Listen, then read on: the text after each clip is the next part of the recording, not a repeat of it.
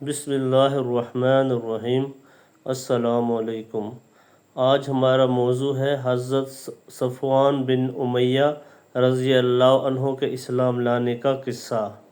حضرت عبداللہ بن زبیر رضی اللہ عنہما فرماتے ہیں کہ فتح مکہ کے دن صفوان بن امیہ کی بیوی حضرت باغوم بنت معدل مسلمان ہو گئیں۔ ان کا تعلق قبیلہ کنانہ سے تھا، لیکن خود صفوان بن امیہ مکہ سے بھاگ کر گھاٹی میں چھپ گئے تھے۔ ان کے ساتھ صرف ان کا غلام یسار ہی تھا۔ اس کو انہوں نے کہا، تیرا ناس ہو، دیکھو کون آ رہا ہے۔ اس نے کہا، یہ عمیر بن وہب آ رہے ہیں۔ صفوان نے کہا، میں عمیر کے ساتھ کیا کروں؟ اللہ کی قسم، یہ تو مجھے قتل کرنے کے لیے آ رہے ہیں، ارادے سے ہی آ رہے ہیں۔ انہوں نے کہا، انہوں نے تو میرے خلاف حضرت محمد صلی اللہ علیہ وسلم کی مدد کی تھی۔ اتنے میں حضرت عمیر وہاں پہنچ گئے تو ان سے صفوان نے کہا، اتنا کچھ میرے ساتھ کر گزرنے کے بعد بھی تمہیں چین نہ آیا؟ اپنے قرض اور اپنے اہل و عیال کی ذمہ داری تم نے مجھ پر ڈالی تھی، وہ سب میں نے برداشت کی، اور اب تم مجھے قتل کرنے آ گئے ہو۔ حضرت عمیر نے کہا، اے ابو وہب، یہ صفوان کی کنیت ہے، میں تم پر قربان ہوں۔ میں تمہارے پاس ایسے آدمی کے پاس سے آ رہا ہوں جو لوگوں میں سب سے زیادہ نیک اور سب سے زیادہ جوڑ لینے والے ہیں۔ حضرت عمیر رضی اللہ عنہ نے آنے سے پہلے حضور صلی اللہ علیہ وسلم سے کہا تھا، یا رسول اللہ، میری قوم کا سردار صفوان بن امیہ سمندر میں چھلانگ لگانے کے لیے بھاگ گیا ہے، اور اسے یہ ڈر تھا کہ آپ صلی اللہ علیہ وسلم اسے امن نہیں دیں گے۔ میرے ماں باپ آپ صلی اللہ علیہ وسلم پر قربان ہوں، آپ صلی اللہ علیہ وسلم اسے امن دے دیں۔ حضور صلی اللہ علیہ وسلم نے فرمایا، میں نے اسے امن دے دیا۔ چنانچہ یہ ان کی تلاش میں چل پڑے اور صفوان سے کہا، رسول اللہ صلی اللہ علیہ وسلم تمہیں امن دے چکے ہیں۔ صفوان نے کہا، نہیں، میں اللہ کی قسم تمہارے ساتھ مکہ واپس نہیں جاؤں گا جب تک تم ایسی نشانی نہیں لے آتے جس کو میں پہچانتا ہوں۔ چنانچہ حضرت عمیر نے واپس جا کر حضور صلی اللہ علیہ وسلم سے کسی نشانی کے دینے کی درخواست کی۔ حضور صلی اللہ علیہ وسلم نے فرمایا، لو میری پگڑی لے جاؤ۔ وہ پگڑی لے کر حضرت عمیر صفوان کے پاس واپس آئے۔ یہ پگڑی دو دھاری چادر تھی جسے باندھے ہوئے حضور صلی اللہ علیہ وسلم مکہ میں داخل ہوئے تھے۔ چنانچہ حضرت عمیر صفوان کی تلاش میں دوبارہ نکلے اور ان سے کہا، اے ابو وہب، تمہارے پاس میں ایسے آدمی کے پاس سے آ رہا ہوں جو لوگوں میں سب سے بہترین اور سب سے زیادہ جوڑ لینے والے اور سب سے زیادہ نیک اور سب سے زیادہ بردبار ہیں۔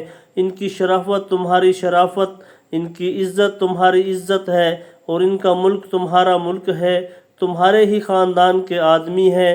میں تمہیں نصیحت کرتا ہوں کہ اپنے بارے میں اللہ سے ڈرو۔ صفوان نے ان سے کہا، مجھے اپنے قتل ہونے کا خوف ہے۔ حضرت عمیر نے کہا، حضور صلی اللہ علیہ وسلم تو تمہیں اسلام میں داخل ہونے کی دعوت دے رہے ہیں۔ اگر تمہیں بخوشی یہ منظور ہے تو ٹھیک ہے، ورنہ تمہیں انہوں نے 2 ماہ کی مہلت دے دی ہے۔ اور جو پگڑی باندھ کر حضور صلی اللہ علیہ وسلم مکہ میں داخل ہوئے تھے، تم اسے پہچانتے ہو؟ صفوان نے کہا، ہاں۔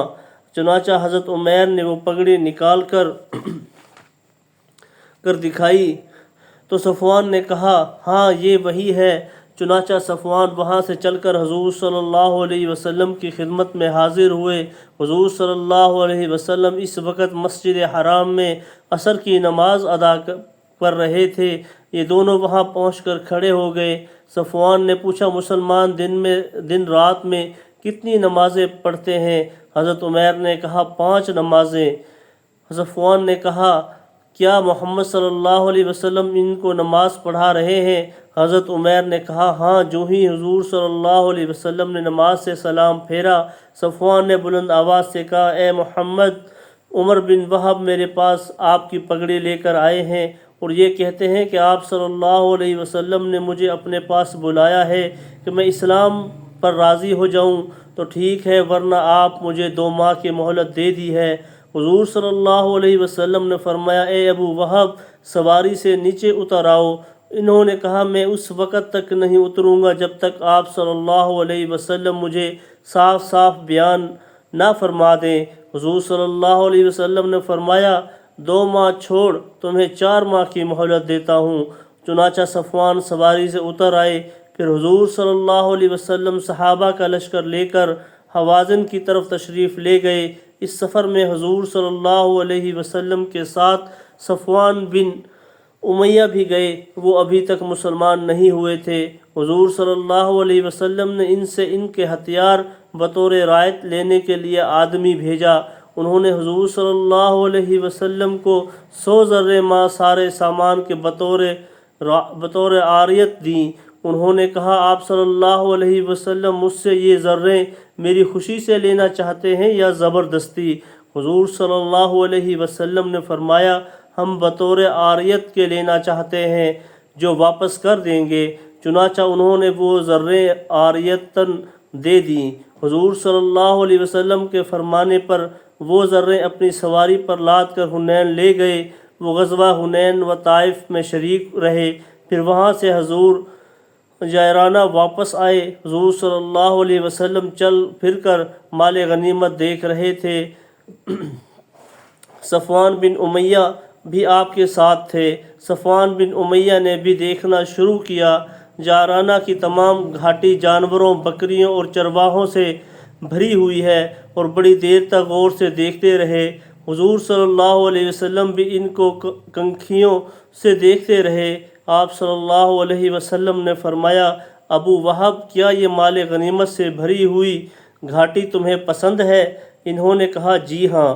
آپ صلی اللہ علیہ وسلم نے فرمایا یہ ساری گھاٹی تمہاری ہے اور اس میں جتنا مال غنیمت ہے وہ بھی تمہارا ہے۔ یہ سن کر صفوان نے کہا اتنی بڑی سخاوت کی ہمت صرف نبی صلی اللہ علیہ وسلم کی کر سکتا ہے، اور کلمہ شہادت پڑھ کر وہ مسلمان ہو گئے۔ حضرت صفوان بن امیہ رضی اللہ عنہ فرماتے ہیں کہ حضور صلی اللہ علیہ وسلم نے ان سے زریں غزوہ حنین کے دن بطور رعایت کی طلب فرمائی۔ انہوں نے کہا اے محمد کیا آپ صلی اللہ علیہ وسلم چھین کر لینا چاہتے ہیں؟ آپ صلی اللہ علیہ وسلم نے فرمایا نہیں، میں تو بطور عاریت کے اپنی ذمہ داری پر لینا چاہتا ہوں، اگر ضائع ہوگی تو ان کا تاوان دوں گا۔ چنانچہ کچھ زریں ضائع ہو گئیں۔ حضور صلی اللہ علیہ وسلم نے ان کو ان کا تاوان دینا چاہا تو حضرت صفوان نے عرض کیا یا رسول اللہ آج تو میرے دل میں اسلام کا شوق ہے، مال لینے کا نہیں۔ کل ہمارا جو موضوع ہے، اللہ تعالیٰ جو کچھ پڑھا ہے اس پر ہم سب کو عمل کی توفیق عطا فرمائے۔ اور کل ہمارا موضوع ہے حضرت حویطب بن عبد العزیز رضی اللہ عنہ کے اسلام لانے کا قصہ، اور حضرت حارث بن حشام رضی اللہ عنہ کے اسلام لانے کا قصہ۔ انشاءاللہ ہم 2 صحابہ کے بارے میں پڑھیں گے۔ تو اللہ تعالیٰ کو جو کچھ پڑھا ہے ہم سب کو عمل کی توفیق عطا فرمائے، اور ہماری تمام مشکلات میں کو عافیت کے ساتھ دور فرمائے، عافیت والی صحت اور عافیت والی زندگی دے۔ السلام علیکم۔